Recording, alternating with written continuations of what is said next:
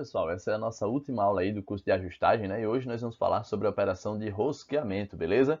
Então vamos começar. Galera, primeiramente, né, vamos aí relembrar, né, o que danado são as roscas, tá? Nós temos aí dois tipos, as roscas externas, né, que normalmente a gente vê nos parafusos, né? Tem roscas externas aí de tubos, né? E para casar aí com as roscas externas, nós temos as roscas internas, normalmente nós vemos nas porcas, né? Também tem roscas internas aí em tubos, mas em tudo quanto é tipo de peça aí que a gente pegar, né? A gente vai ter roscas lá para fixar duas peças diferentes, é um conjunto de peças, tá bom? Então, as roscas aí são muito importantes dentro aí do mundo da metal mecânica. Pessoal, e como são feitas aí as roscas, tá, nos materiais? Vamos começar falando aí das roscas internas. Para a rosca interna, normalmente a gente utiliza essa ferramenta aqui, que a gente chama de macho, ok? Então, ela que vai produzir as roscas internas em porcas, em tubos, né, em peças no geral, beleza? E aí existem várias possibilidades de como fazer essa rosca interna, tá? A gente pode utilizar uma máquina, pode fazer manualmente, beleza? E aí existem diferenças da ferramenta de acordo com a forma que você vai fazer essa rosca, legal? Mas, no geral, o que é que a gente tem aí, ó? O macho, ele tem o quadrado, tá? Tem a haste, certo? Pescoço, tem o canal, pode ter de diferentes tipos, tem a rosca mesmo, a parte de rosqueamento, e tem o chanfro, certo? Nós vamos ver aí que para a rosca externa, nós utilizamos o cocinete, certo?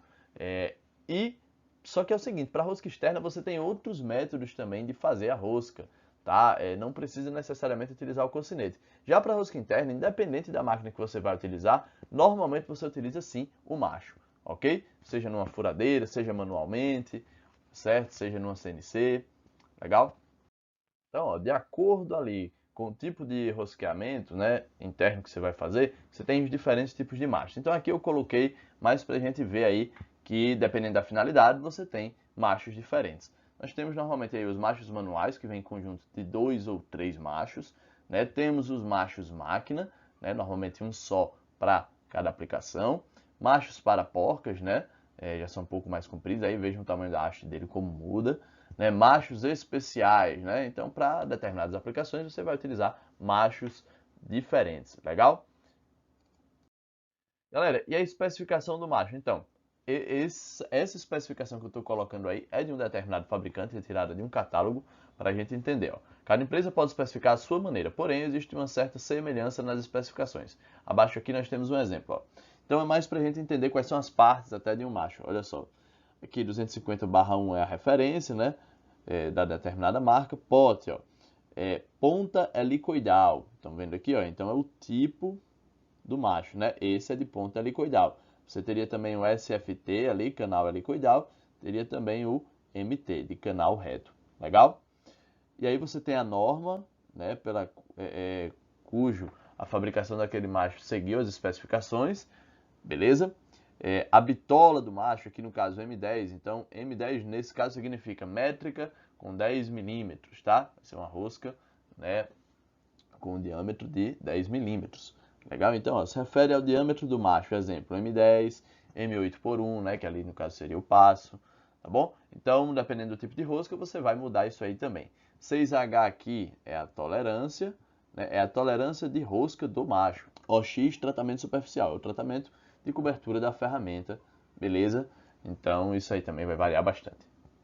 Quanto à escolha correta aí dos machos para usinagem, nós vamos utilizar aí 3 critérios iniciais. Primeiro, a aplicação do macho vai ser manual ou máquina. Normalmente, quando você vai utilizar machos manuais, você vem com conjuntinhos ali de 2 ou 3 machos, né? Já para usinagem em máquina, você tem apenas um macho. O tipo de furo vai ser cego ou passante. Tipo de furo cego, né, que não passa de um lado para o outro. Furo passante é o que passa de um lado para o outro. Se for um furo cego, por exemplo, o cavaco tem obrigatoriamente que sair pelo lado contrário ao que o macho está avançando, certo? Então isso demanda um determinado tipo de macho, ok? Tipo de material a rosquear ou o tipo de cavaco do material a rosquear. Se vai ser longo ou quebradiço, também influencia, tá? Porque você pode ter um travamento lá no seu macho, dependendo do tipo de material que você está usinando, certo? Está rosqueando. Ok? Então, olha só, em relação ainda aos tipos de aplicação, vamos pegar aí o primeiro critério, que é o rosqueamento vai ser manual ou em máquina. No caso aí do rosqueamento em máquina, primeiro, a gente utiliza bastante aí o fluido de corte. Normalmente você tem um jato ali de fluido de corte, né, resfriando e lubrificando, né, dando possibilidade daquele macho fazer a rosca de forma bem rápida, na realidade, tá bom? E olha só, então utiliza-se um único macho para rosquear, já falamos, na máquina rosqueadeira, centro de usinagem ou furadeira com cabeçote rosqueador. São algumas possibilidades aí de máquinas para uso, né, no rosqueamento. Nesse caso, o macho pode ser fixado pelo quadrado ou haste. Então nós vimos lá nos primeiros slides que você tem aqui o quadrado ou tem a haste inteira. No rosqueamento em máquina ainda, olha só, para definir o macho no rosqueamento em máquina são considerados o tipo de furo, né, e material, cavaco, a rosquear, certo? O tipo de material é que vai dizer, na maioria das vezes, o tipo, a forma que aquele cavaco vai estar sendo produzido. Beleza? Então, olha só, você tem, por exemplo, o pote, né, com ponto helicoidal, já falamos, serve aí para furo passante para materiais de cavaco longo, por exemplo, aços em geral. Então, esse aqui é um tipo de macho muito comum, bastante comum, certo? Já o SFT para canal tem um canal helicoidal, ó. Serve para furo cego, ou seja, o cavaco sai na direção contrária, né, ao que o macho avança, e para materiais de cavaco longo, por exemplo, aços em geral. Também vai ser aí um macho, né, bastante utilizado. MT de canal reto para furo passante ou cego com folga no fundo do furo, e para materiais de cavaco quebradiço, por exemplo, ferro fundido cinzento. E NRT laminador para furo passante ou cego e para materiais que foram conformados, por exemplo, alumínio injetado, ok? Outra aplicação muito específica. Ainda falando do rosqueamento em máquina, olha só, aí você tem uma demonstração disso que a gente acabou de falar. O macho que é do tipo pote, ó, com ponta helicoidal, olha como é que é a saída do cavaco nesse furo passante aí que ele está produzindo a rosca interna, tá? Então você consegue ver isso aí na prática. E olha aqui você tem a especificação do macho lá na haste, né? Da OSG, né? A marca M10, né? Diâmetro aí da rosca, 6H, tolerância, HSS é o material certo desse macho, que é aço rápido, né? E 207, aí o 207 eu não, confesso que eu não sei o que é que vai ser nesse caso, tá bom? Deve ser uma numeração relacionada, né, ao fabricante. Aí você tem, ó, por exemplo, com o canal helicoidal, tá? O macho SFT. Olha só como é que o cavaco dele sai para o lado contrário aqui, ó, ao do furo. O macho avança para cá e o cavaco vai para o outro lado. Já o de canal reto, também aí para furo passante, ó, macho MT, né? O cavaco está saindo na mesma direção, né, do furo. Ele pode, não tem problema, para furo passante. E você tem aí o laminador NRT, ok? Então, no caso do laminador, informação interessante, ó, não produz cavaco. Agora vamos falar aí da aplicação, né, no rosqueamento manual. Nessa figurinha de cara, a gente já viu algumas informações importantes. Primeiro, os conjuntinhos de machos, né, conforme a gente falou, são de 2 ou 3 machos, nesse caso aí de 3. Você também utiliza fluido de corte, só que bem menos do que no rosqueamento em máquina, né? Você coloca manualmente, né, um pouco antes de iniciar o rosqueamento, tá bom? Pode colocar também durante. Você utiliza, olha só, como é um rosqueamento manual, as mãos juntamente ao vira-macho ou desandador, tá? E deixa aí o macho bem alinhado a sua peça, né? A peça lá fixada na moça para poder fazer o rosqueamento. Beleza? Informações importantes aí sobre rosqueamento manual, que já falamos algumas. Uso de lubrificante facilita o processo. Facilita e eu recomendo, tá? Uso de lubrificante, né? Fluido de corte. Os machos manuais são todos de canais retos, todos do tipo MT, portanto. Legal? Então eles produzem cavaco, empurram o cavaco, né, para baixo. Os jogos de 3 machos são para roscas normais e de 2 para roscas finas, né? Essa informação eu ainda não tinha dado. Tá? Eu disse que existiam os jogos de 3 e 2 machos, né? Mas aí dá uma informação legal. 3 machos para roscas normais e 2 para roscas finas. Beleza? Independente do tipo. Nos jogos de 3 machos, o primeiro possui a parte roscada cônica, certo? Para desbaste. O segundo, o chanfro é cônico. E o terceiro é totalmente cilíndrico em todo o seu comprimento, que é para acabamento, certo? Então você consegue enxergar isso aqui nos jogos, tá, de machos. Esse aqui é cônico, certo? Você tem o segundo com apenas o chanfro cônico e o terceiro é perfeitamente reto, perfeitamente cilíndrico, para formar a rosca igual por inteiro, né, na peça. Beleza? Então você tem aí os jogos, tá? Nas normas DIN, ANSI e ISO 529. Quanto, pessoal, os tipos de roscas aí que cada macho vai produzir, algumas das duas informações muito importantes aí que a gente sempre tá de olho é o passo da rosca e o ângulo de rosca, que variam de acordo com o tipo de rosca aí que você está fazendo. Então vamos relembrar aí alguns tipos de roscas, né, que a gente tem, que podem ser feitas aí com os machos, tá? Então olha só, a gente tem as roscas métricas, né, que a gente especifica quando é uma métrica grossa com M, tá? Diâmetro e o passo, né? E a rosca métrica fina com MF, né? Ambas têm ângulo de rosca de 60 graus. Então, um exemplo, né? M10 por 1.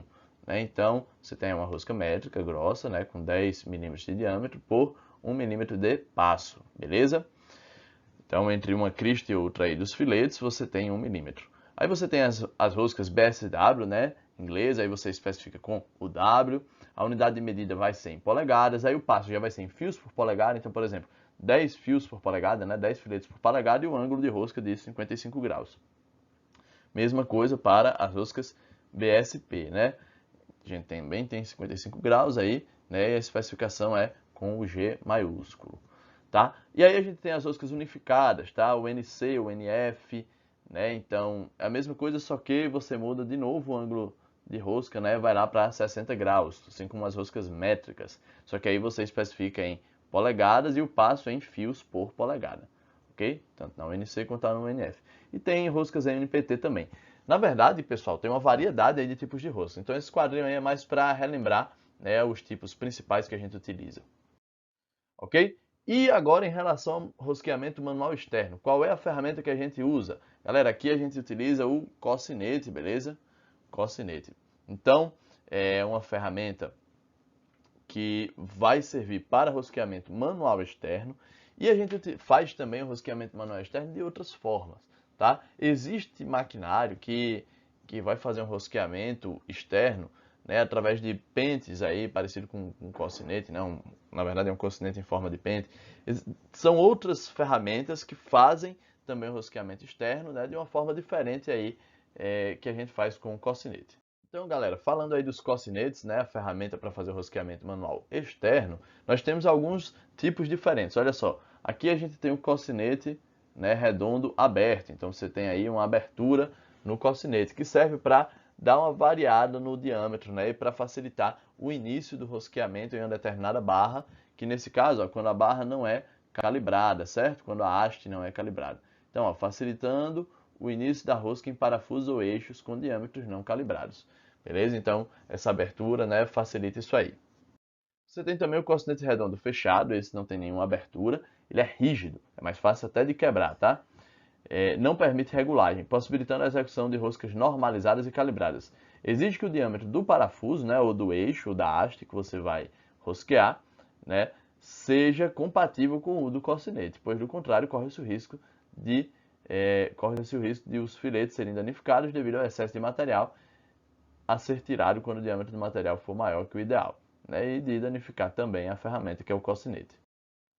E aí você tem um rosqueamento manual externo com cocinete bipartido, certo? Então você tem duas partes, tá, dessa peça, constituída de duas placas de aço temperado com formato retangular, tendo apenas duas arestas cortantes, beleza? Então você pode utilizar isso aí, por exemplo, em alguma máquina. Galera, e para fazer esse rosqueamento, a gente precisa, né, de associar as ferramentas, né, com os desandadores que a gente chama. Então, para rosqueamento com macho, manual, né, você tem, por exemplo, esse desandador aqui, né, em que a fixação ela é diferenciada.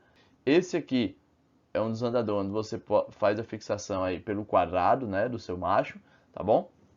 Mais comum. Esse aqui é o desandador para o cocinete. Coloca o cocinete aqui no meio, né, aperta os parafusos, né, e aí você tem. Galera, eu estou colocando aqui para vocês um exemplo, né, de tabela para furos, né, com machos, ou seja, para roscas internas. Lembrando que quando a gente faz a furação, né, o diâmetro do furo fica um pouco maior do que o especificado para a broca, tá? Nós vimos isso na aula de furação. E dependendo da aplicação desse rosqueamento, você precisa de uma maior precisão ou não, tá? Por exemplo, aplicações em grandes pressões, né? Onde vai ter vedação de gases, aí você tem um tipo de rosca diferente, a tolerância é diferente, tá bom? Então, depende muito da sua aplicação, aquele tipo de rosca que você vai utilizar. Por isso que eu estou dizendo que essa tabela é apenas um exemplo, tá? Dependendo da aplicação, você vai pesquisar aquela tabela específica para aquilo ali, ok?